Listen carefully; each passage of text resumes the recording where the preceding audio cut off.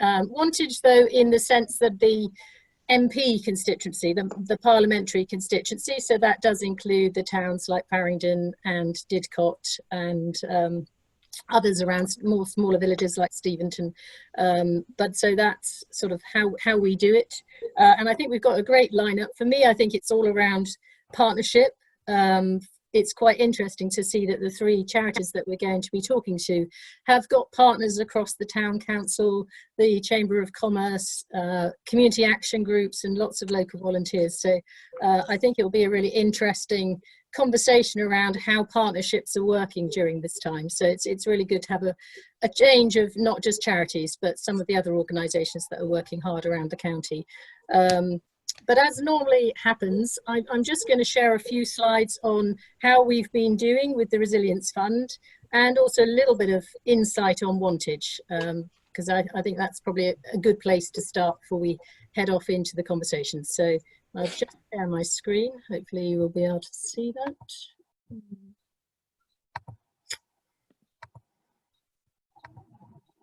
So you should be able to see that now, yeah? Everyone's happy with that. So for we've been going now nearly 14 weeks, and the total amount of grants that we've managed to award is well over the 500,000 mark. So I think that's an absolute sterling effort by the team. And you can see there's a good sort of cross. I think food has still been quite a big element of what we're seeing, but obviously a lot of organisations are supporting the food sector, so that's sort of what you're seeing with the advice and support.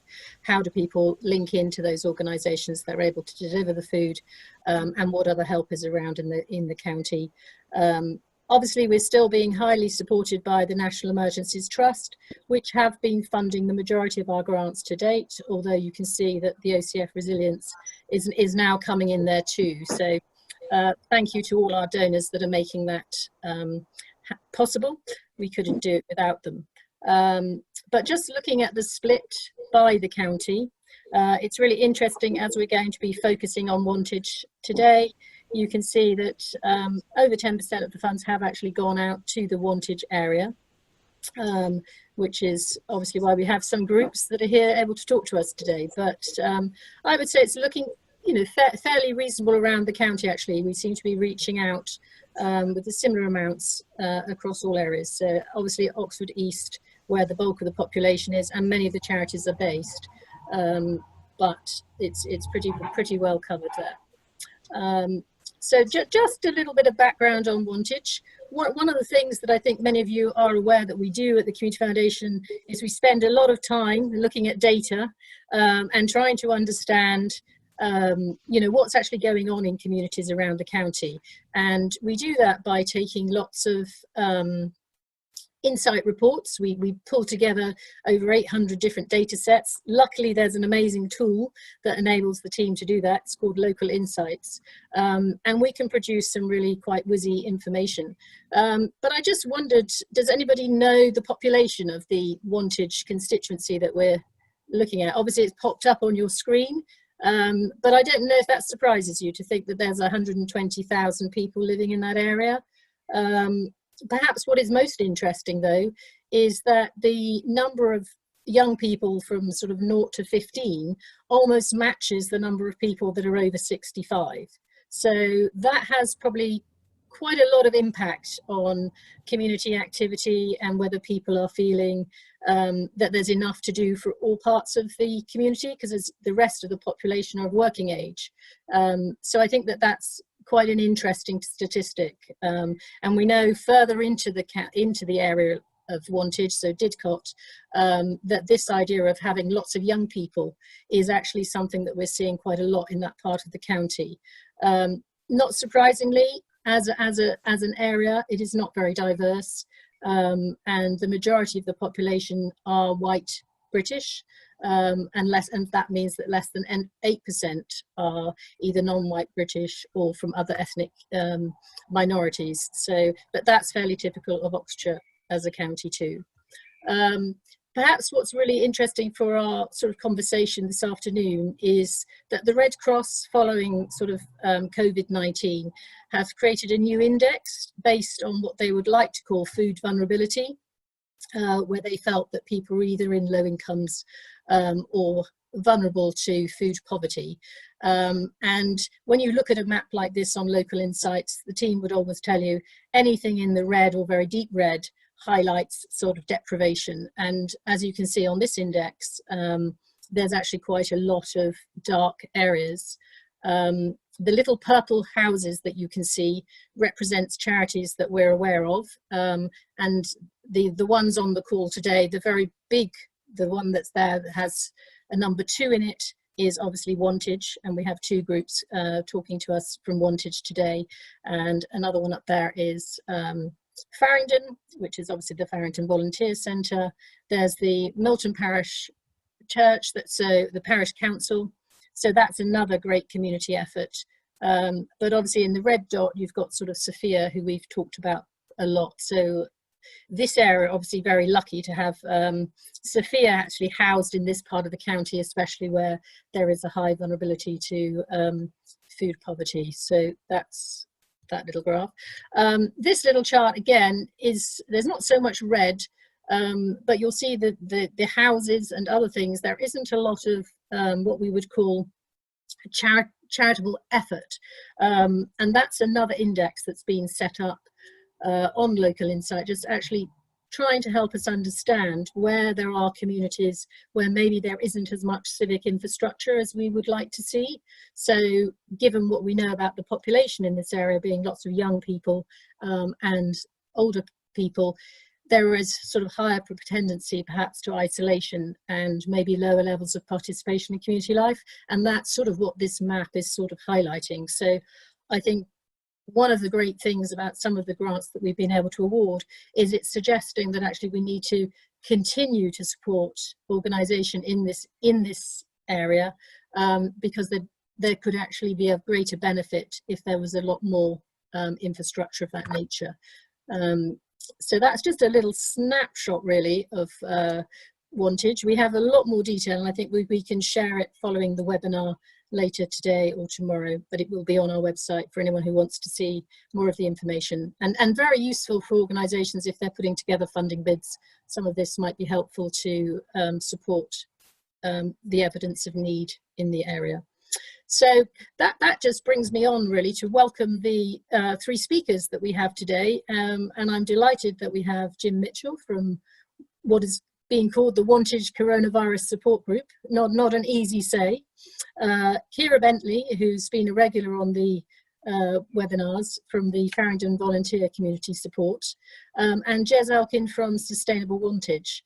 And as I said at the beginning, I think the really interesting thing is we've got a combination of organisations here that are bringing together both the Town Council, the Chamber of Commerce, other local charitable trusts, but importantly community action groups, which are largely run by volunteers, and in the sense of the Faringdon Volunteer Support Group, all volunteer led. So I think I have the great pleasure now of bringing in our High Sheriff, Amanda Ponsonby, who's now wearing her wonderful hat, to really take the conversation forward, and to start with Jim and Amanda.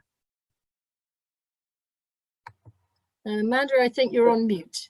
I am just trying to unmute myself. Perfect. Is that right? Right. Absolutely. Well, Jim, if you will just forgive me just for a moment, I'm very anxious to start talking to you, but I just must say a couple of words about Jayne, because this is her last webinar for OCF, although maybe she'll come back as a participant on the other side. As many of you know, most of you know, she's stepping down after 10 years at the end of June. She has just been an inspirational leader for OCF. I mean, when you read through what she's done over those 10 years, it's been fantastic.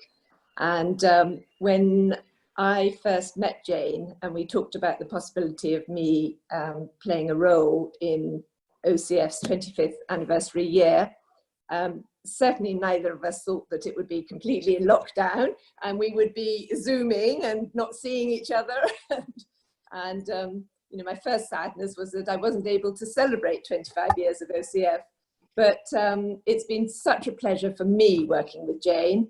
And what OCF have provided for the county is just fantastic. I mean, that briefing just now on the area, going back, the Oxfordshire Uncovered. I mean, every High Sheriff in every county should have a Jayne beside them to introduce them to their counties and get them to work with the Community Foundation.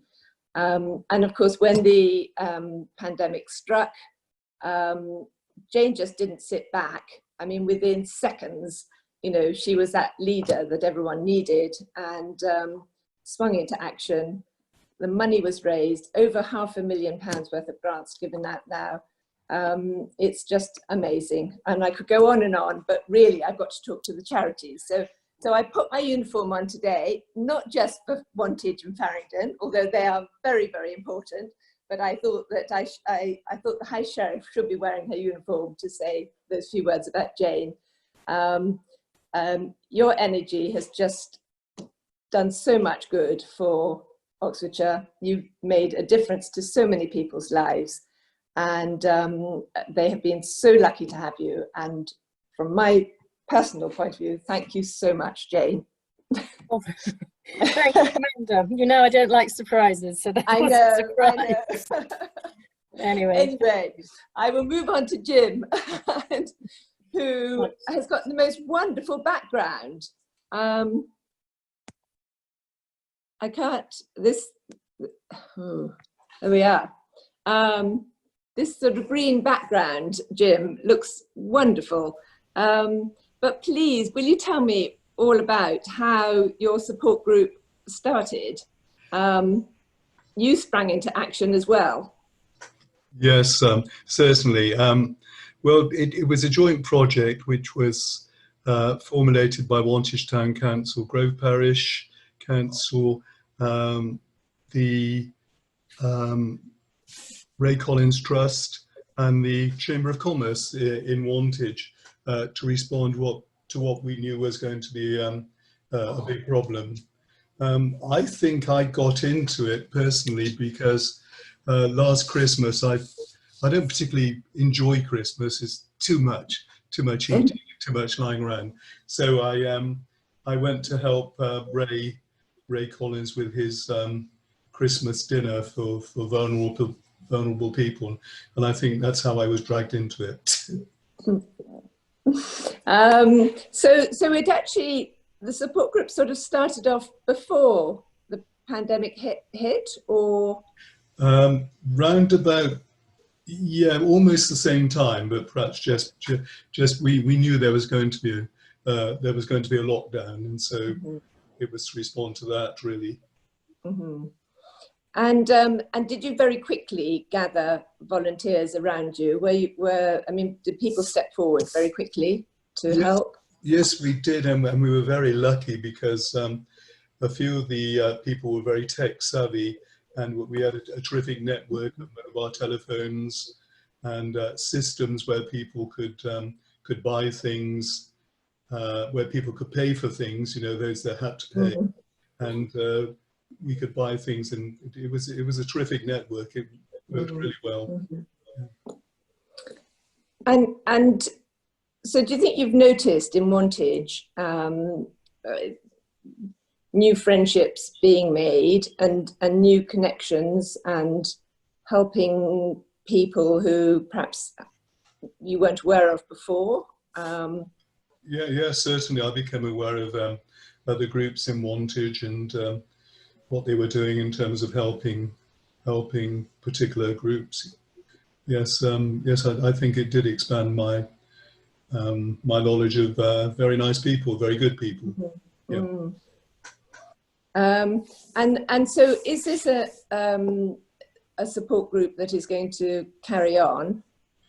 Well, we see that most of the things we were doing, the prescriptions, you know, getting people's prescriptions, shopping for families that were isolated. We had a Meals on Wheels service as well. We think most of those will be winding down now, but even more important, what's becoming very apparent through notifications from social services and local schools is the need for people that we need to supply food to because of things like losing their jobs, coming off furlough and all those sort of things. Furlough, sorry, not furlough. So we think that's probably hasn't hit us as much as it is going to, and we think that will probably continue until about Christmas, December. Yeah, I think when I've seen similar things around me here, I think everyone is very conscious, and even listening to the statements yesterday that things seem to be going in the right direction, but we will have to be aware that, you know, in 6 months' time, there could be a serious second spike, and, you know, with winter on top. So, and as you say, the effects of redundancies and things. So I think one of the messages I've been hearing is that it's going to be so important actually, you know, having sort of set up these groups, you know, they may have a bit of a lull, but they may well be needed to really come together again later in the year. Yes, of course, whereas the group itself, the coronavirus group, might gradually sort of separate. The Ray Collins Trust, which is basically what we call the cash hub, whereby we raise grants, etc. I think that's going to carry on and on. Yeah. Whatever. And do you work with Sustainable Wantage? I mean, I'm sort of conscious that I like this sandwich. I've got you, and then I move to Faringdon, and then I go back to Wantage. Well, yes. There was a case last night, I think, of Sustainable Wantage saying they were notified that there might be a surplus of one particular type of food. You know, that, and would we like some of those? And immediately we looked around to see if there was a space where we could actually store, I think it's tins, where we can store these tins, and we will actually add those to the when we're distributing food, etc. And has your food come from Severe, or has the food come from? Yes, I mean, or is the food that people are shopping for people? Oh, well, we're actually shopping for local supermarkets. Supermarkets have been very good with various grants of one sort or the other, but most of the isolated people or unemployed people at the moment, we actually go out to the local supermarkets. I think probably Sustainable Wantage will have more contact with things like Sophia, etc.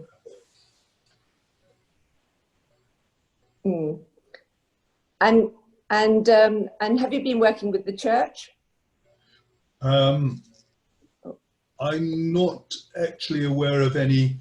Obviously, the church has actually shown an interest in what we're doing, and it's actually indicated that they'd like to be kept in touch with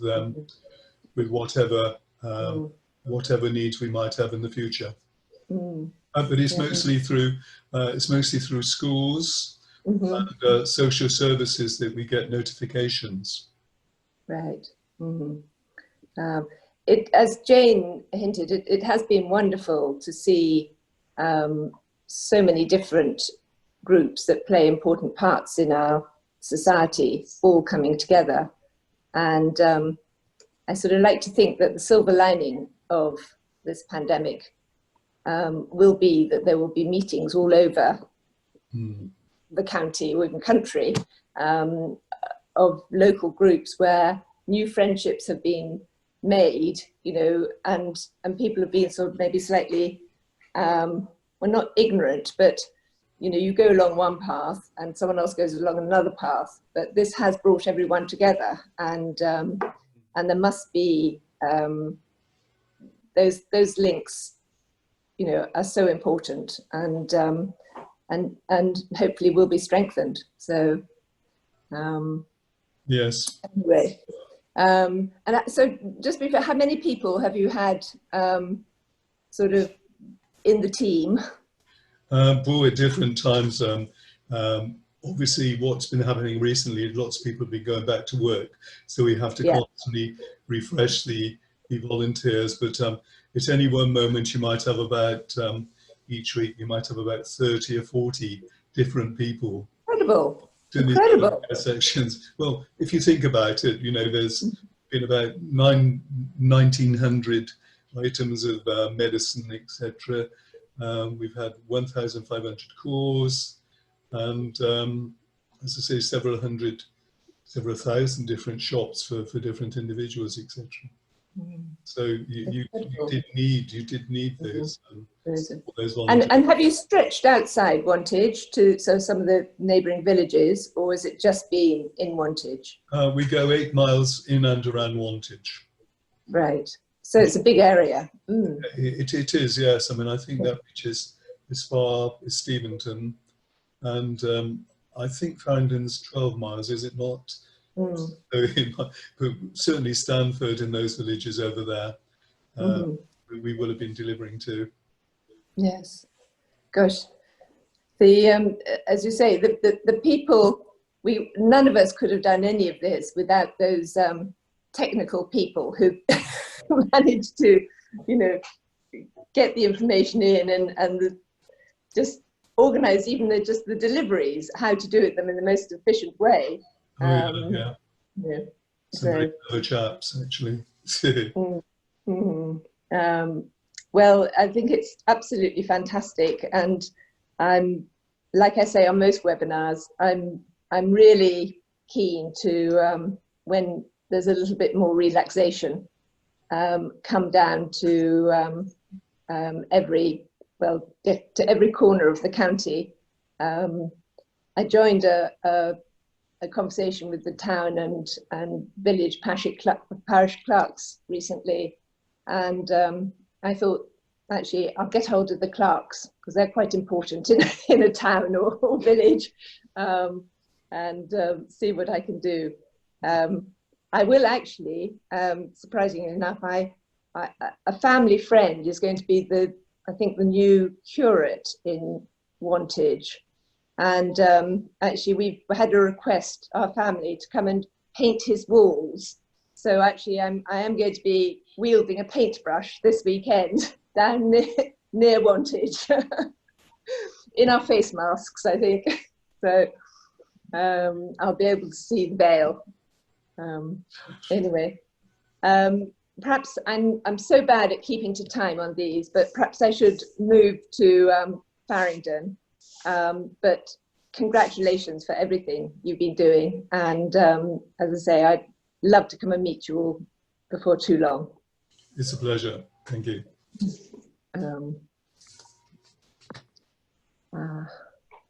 Brilliant. We should have Kiera, I think, now, Amanda. She's definitely here. Indeed. Right. There you go, Kiera. Hi. Finding more Faringdon. All right. Well, perhaps the first thing I should explain really is that Faringdon Volunteer Community Support isn't actually an organisation as we might traditionally identify one. The fact is, it's really just an idea and a Facebook page. Now, maybe you're wondering if the Community Foundation has lost the plot by giving us a grant. So please just let me explain before you all go off on one. I've got years of management experience in the not-for-profit sector, and like many of us here, I'm sure today, I wear different hats depending on the situation, including being a Faringdon Town Councillor, previous chair of OCVA, and the current deputy chair of Oxfordshire Association of Local Councils, amongst other things. But today I'm pleased to be able to speak with insights about Faringdon and the response to the crisis, because I actually live here. When the real impact of COVID-19 started to sink in and the potential effect of public services was being modelled, it was good to see that our town council contingency plans appeared to be robust enough to cope with the wide-scale disruption of the day-to-day normal services. However, it soon became clear that some serious tweaking would be required, as this was nothing we planned for. It wasn't a major flood, There was no widespread failure of domestic services. And of course, we had no idea how long this would last or how many people would be directly affected. It was obvious to me to think that we needed to think on our feet and make some quick decisions that were adaptable and could change with the changing situation. I knew that funds would be needed for volunteer expenses, to buy resources such as hand gel, volunteer lanyards, printing costs, etc., possibly food purchases and emergency transport costs. I didn't exactly know, but I knew that a grant would definitely would help if it was on hand. What did we achieve with the funding? I know that was one of the things we wanted to cover. Well, Faringdon has a population of just over 8,000 and a vibrant community spirit, as any of you that know Faringdon will agree. Quickly, Facebook posts appeared with offers of practical help. And the weekend that lockdown was enforced, leaflets were distributed to every household by a team of volunteers under the banner of Faringdon Viral Kindness. It was organised by Al Sylvester, who's on the webinar today, and Al's a volunteer whose previous experience with the RAF Mountain Rescue Service definitely stood him in good stead to organise the team. The leaflets contained information about the new neighbourhood initiative and how volunteers could help those that were self-isolating and where to go for additional help and advice. Mobile phones donated by a local Tesco were attended 7 days a week initially, and systems soon evolved for mass collecting of prescriptions and shopping, etc., as we got more efficient systems in place for doing that. A communications team shared up-to-date information about available places to get provisions and assistance by using a Google Docs system and accessing information via the Oxfordshire all-in bulletins, which were very useful. Volunteers continued to trickle in as furloughed staff wanted to contribute and do their bits.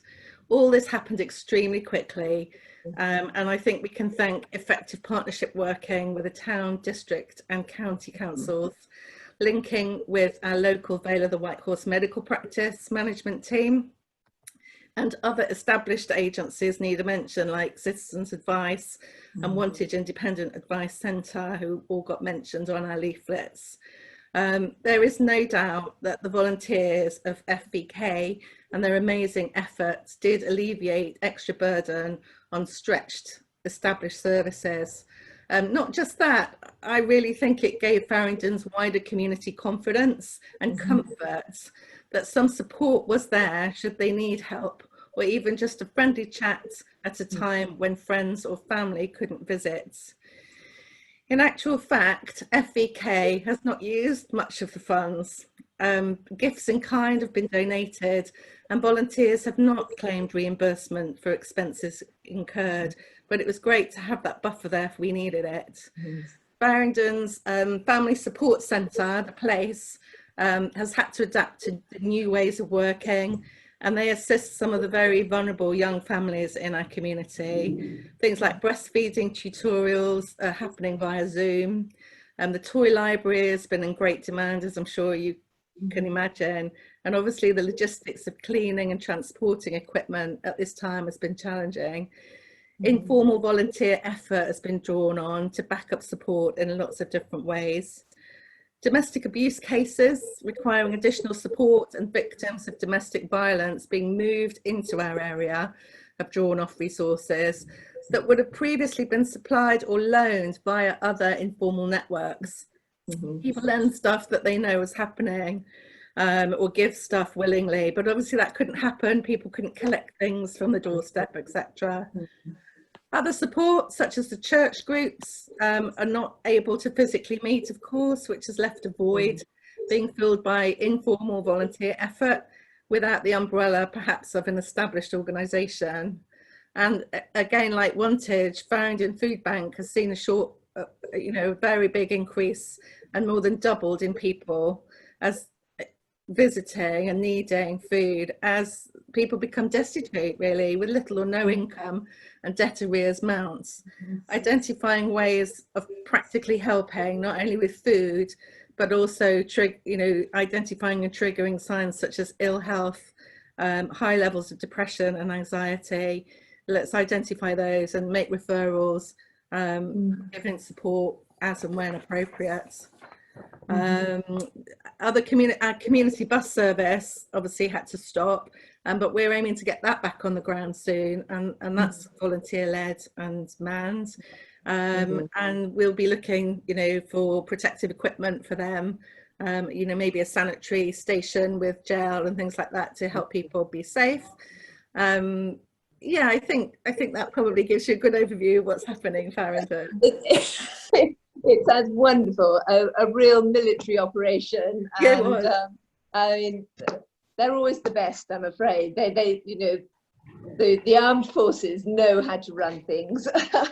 My only outside event so far as High Sheriff has been this last Monday, when the Lord Lieutenant and the Chairman of the County Council and I did a 5-minute Armed Forces Day sort of parade.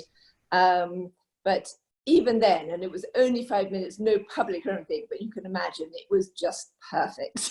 And they got the sun to shine, so my feather didn't get wet. My poor fellow High Sheriff in Bristol had to do his last Friday, when, I don't know about you down in Faringdon, but it was a pretty wet and soggy day here. So, but gosh, well done. I mean, it's just incredible what you've achieved. And I suppose, like all these things, I sort of feel that we've all been in this extraordinary position, but actually we've had fun as well. I mean, and it sounds strange to say that, because it's not been fun all in a pub drinking together or whatever, because we've all been socially distanced, but it's brought people together, and I think people like to help and do things. I was wondering, just looking forward into the summer, one of the things that we don't tend to talk about so much, although I think there's going to be a webinar later on about this, is obviously schools and education and everything. You touched on sort of young mothers and things, but I'm sort of so conscious of all the school children who've had a pretty difficult summer, really. I mean, in some ways, totally wonderful bonding with their parents and everything, but as I think we all know, it's you want to be everything to your children, and it's quite hard sometimes being the real disciplinarian as well as the person putting the food on the table and getting them to clean their room or whatever. I just wonder, with all the sort of support groups, what might be able to be done in the sort of summer holidays to help children. I think it's a very interesting challenge for us, really. We're tending to focus on the immediate crisis and getting people fed, but the implication to what that really means longer term, sort of going forward for people on a day-to-day basis, it's sort of, it has made a huge impact. People are going to talk about this, the kids are going to talk about this forever. Yes. It will define them, and the parents will talk about it forever. We will talk about it. It's like, this is history in the making, and we'll be judged on how we deal with the coming out as well as the going in. No. One of the things that actually, I think the first things that got cancelled in my diary was Faringdon Civic Service, yes. which I think, was it in April sometimes? It was in April. Yeah, I know. And I was thinking, oh, how lovely, I love seeing churches all around the county, and actually I thought, what fun to go to Faringdon, but it wasn't. Well, come back another time, Amanda. Don't be a stranger. I would definitely do that. Will you approach me? You can get my email, and yes, all three people. I would love an invitation, because that's the trouble. I had a diary full, and then I had a diary empty, and then here am I 3 months into being High Sheriff. So I would love to receive an invitation to something. Really, really nothing grand, just we'll see what we can do. Wonderful. Okay, now Gosh. We have Jez. We should have Jez, Jez. I think, Amanda. So Jez is definitely here. Oh, right. I think I found Jez. Hello, Jez. Okay, hello. Hello. Now, I'm fascinated to hear about Sustainable Wantage, and there was another reason I put my uniform on, because I have a lining. I don't know whether you can see this, but the lining of my High Sheriff's uniform is very green. I thought it's very boring to have a High Sheriff's uniform, but as I love gardens and the countryside, and being a sort of lady farmer, I wanted to put a little bit of greenness into my High Sheriff's year. So that is it. So Yeah, that's good to know. So tell me about Sustainable Wantage. So Sustainable Wantage is one of 70 or 80 community action groups across Oxfordshire. And our aim is to promote sustainable living through sort of practical actions in and around Wantage, with the aim of increasing the resourcefulness and resilience of the community to whatever issues get thrown at us, and obviously COVID-19 is a good example of that. We operate from a community space that we have called The Mix, and that's where the focus of our sort of work happens, although it's certainly not limited to there. We run lots of events, training courses, training people on sort of key skills, things like plumbing, for instance, that will then enable them to sort of work on their own hands. We have a refill station where cleaning products and sort of shampoos and things like that can be refilled from big containers. You just bring your bottles along, and we have a monthly waste-free shop as well. We have repair cafes every month, where anything can be brought along, and our team of techie volunteers will try to fix them for you. And in December, thanks to the Ray Collins Trust, who bought us a fridge, we set up our community fridge. Opened officially at the start of December, and we were collecting food from local shops and supermarkets that would otherwise have gone to waste, and redistributing it through people coming into the mix and taking and collecting it for themselves. Obviously, with lockdown, all these activities unfortunately had to stop, but we were really aware that the community fridge project was something that was very, very much needed in these circumstances. And it was also gaining momentum. We had saved, in the first 2 months, we had saved over a tonne of food from going to waste.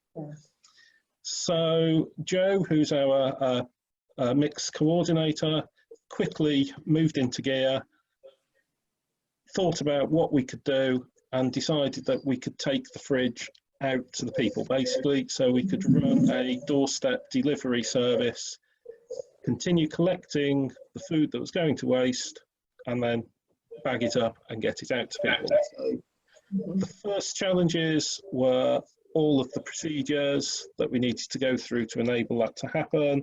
So risk assessments, developing protocols, volunteer agreements, and getting people signed up. So that took a week or two to get all of that into process.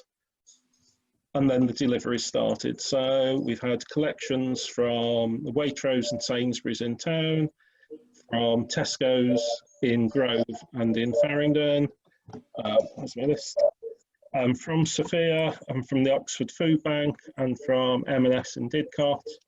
So volunteers go and collect that food, bring it back to the mix, it's sorted, divided up into bags, and then volunteer drivers take it out every day and deliver. Oh, God. Literally every day? Yes, during weekdays, so not weekends, but every day during weekdays.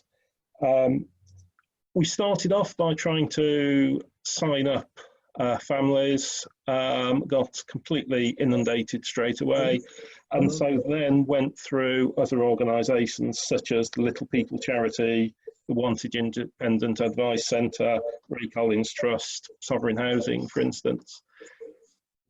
And then we asked those people how urgent they felt it was for them to get food parcels. So we had a traffic light system of sort of red deliveries, where we aim to get them a delivery every week, amber deliveries, and then green deliveries for the people when we were completely inundated with food.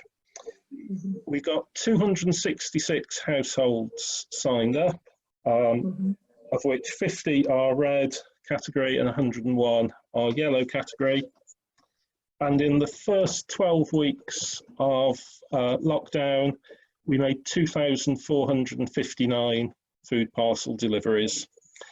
And that was just over 8 tonnes of food saved from going from waste and being redistributed.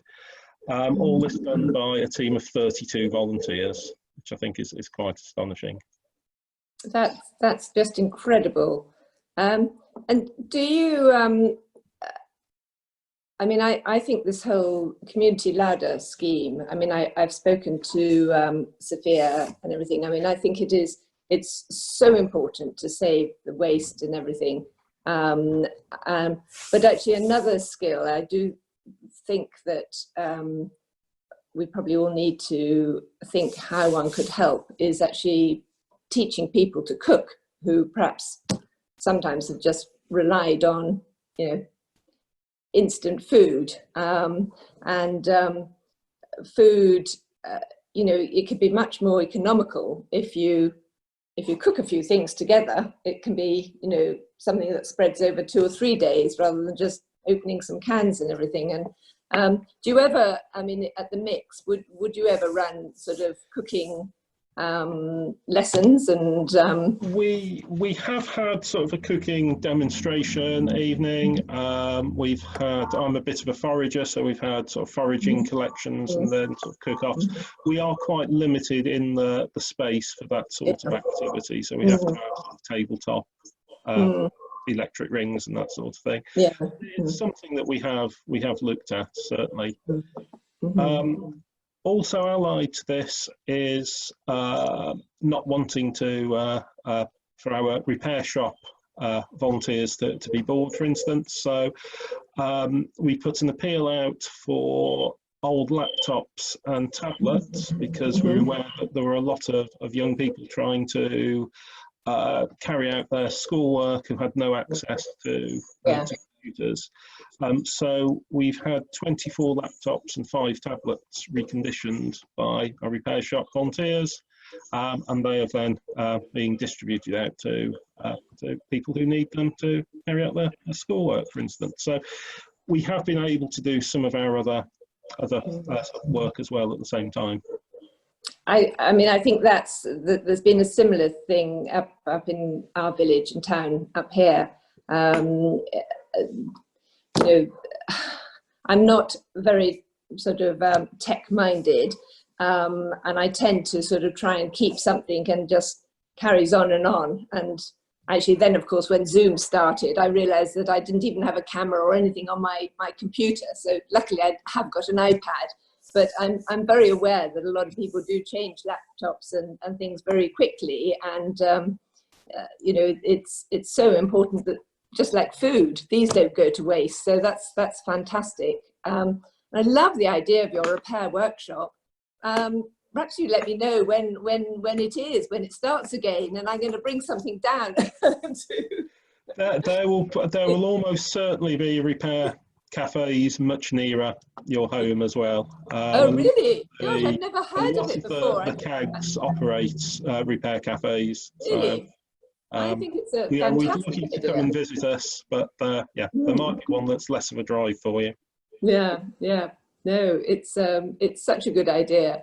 You get that satisfaction of repairing something, and maybe that's sort of something that people could perhaps teach a few young to do in the summer holidays, as I think wonderful though it's been to have sort of 6 months of no schooling, I think the children actually in a way would love to have a bit of routine back in their lives, and you know, it has been very hard for them. I'm very ignorant. I don't know. You imagine you have a secondary school in Wantage. Yes, yeah. And does that serve Academy? Right. And does that serve Faringdon as well, or is there another one in Faringdon? No, there's the community college in Faringdon, isn't there? Right. So I actually live halfway between the two. So. Oh, do you? Right. Well, I think all that you're doing is absolutely fantastic, and you know, the food waste is so important to get on top of that, and it's very nice to hear that all the supermarkets are right behind you. When I was talking to Richard Kemble at Sophia the other day, because I know in Chipping Norton, the community larder has been getting supplies from Sophia, and I was saying exactly that, is that it's crazy things being shipped from Didcot all the way up to Chipping Norton, when, you know, Aldi, the Co-op, M&S, Sainsbury's, you know, the waste should come just from them to be distributed, so that you haven't got the, you know, miles on the road. So yeah, it sounds as if you've got it sort of taped with you. I don't want to embarrass her, but Jo, who has been leading all of this amazing work, is on my screen. Is that Jo Harvey? Yes. From directly below you. Yes. And it's Jo's amazing hard work that has basically enabled this to happen alongside the volunteers. So thanks, Jo. Oh, absolutely amazing. Amanda, would you just mind? I'm Pat Lake from Age Concern Chipping Norton. Yes. You and I last met in the bar in the theatre, I think, as it so happens. But can I assure you, that our local supermarkets have been supplying us Age Concern with their what's left over in the evening, and we've been picking out. So I know the food bank have had some that we've passed on to them, but can I assure you that our local supermarkets are doing their bit as well? That's wonderful to hear. That is really good. I know that, yes, I did know the manager of the old manager of the Co-op, and he's now gone on to greater things, and I have been in touch with the current one, but no, it's wonderful that, as I say, it's another example of all sorts of things working together, which is it really is a good thing to come out of this, and we must not lose it. Now, how am I doing for time? Is it? It's been such a pleasure talking to all three of you, and I do. My sister was at the old school that used to be in Wantage, so I did used to know Wantage a bit, and the statue of King Alfred in the middle. But I'm very much looking forward to coming down to visit again. So, Amanda, it's been so much. You'll be very welcome. Good, thank you.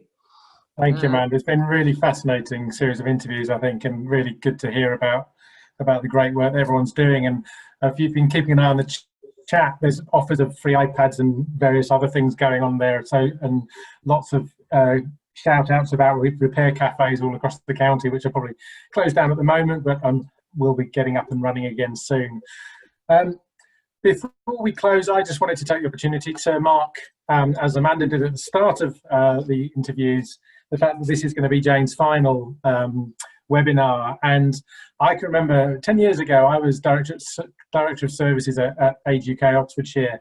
And I can remember hearing about this woman from Barclays taking over the lead at Oxfordshire Community Foundation, and thinking, Oxfordshire Community Foundation is pretty much irrelevant. Why would someone from Barclays want to do that job?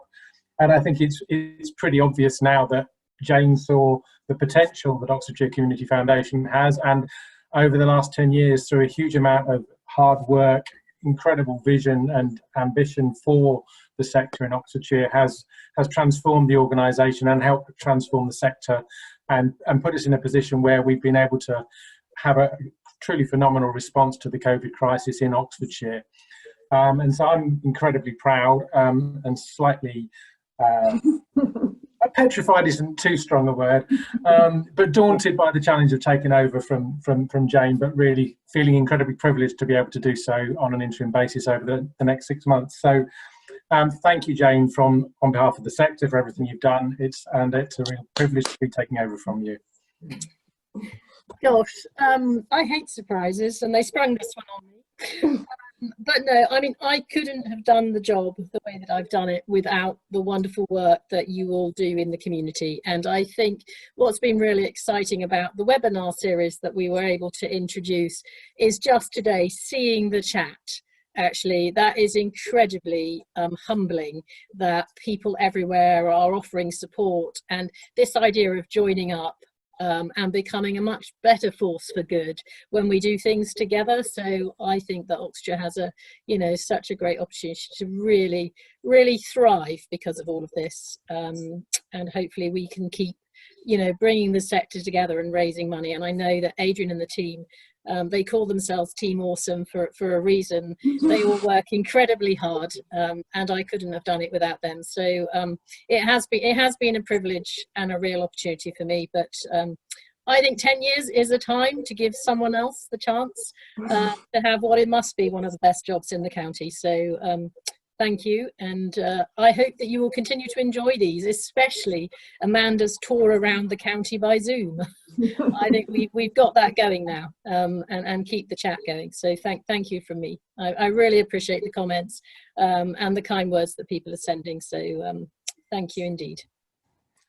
Thank you, Jayne. We'll hopefully see you back here as an audience member in the future. Exactly. I'll be heckling from the sidelines. Okay. Take care. Thank you. We've got a few minutes. If anyone wants to stay online and say anything, then please do. Otherwise, I'm sure people would appreciate the opportunity to make a cup of tea before your next Zoom in 5 minutes, probably, if you're like many of us. I just wonder, Adrian, whether it's worth kind of looking at what we might take forward. I did put something in the chat just to, I don't want to diminish from Jayne's goodbye, because we all do appreciate and echo your words with Amanda as well of how important she's been in the sector for the last 10 years.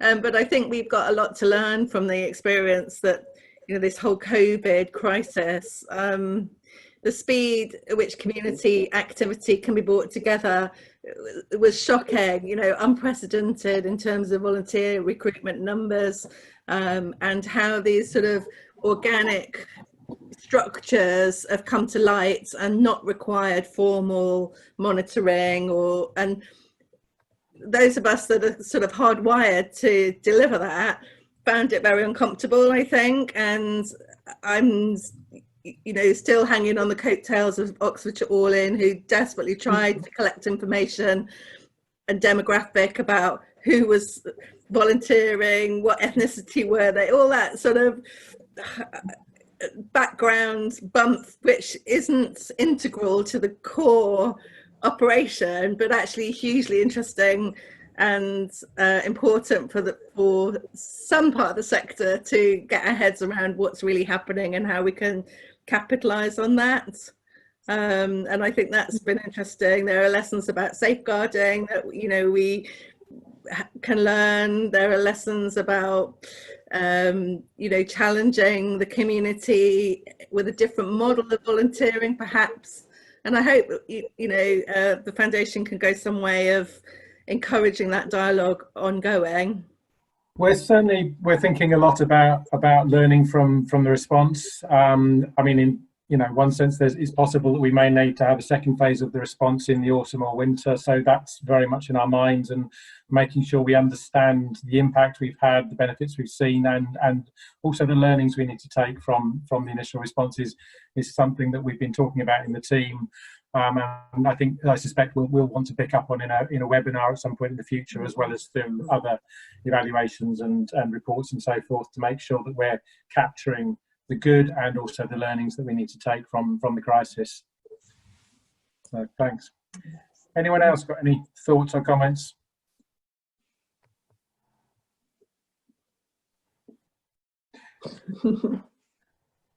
I can't believe you're all lost for words. I know. Yeah. Come back in. You're muted at the moment. Oh.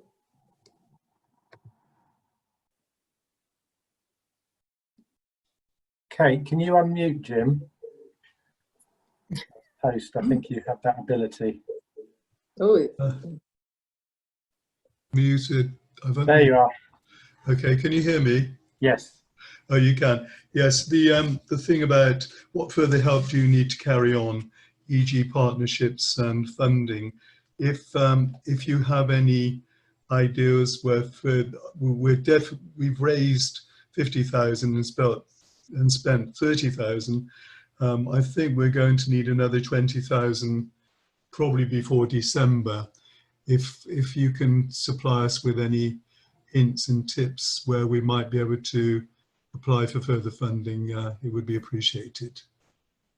We certainly will share any of that information we get, and we're in conversation with National Emergencies Trust and others about potential further national funding coming into Oxfordshire.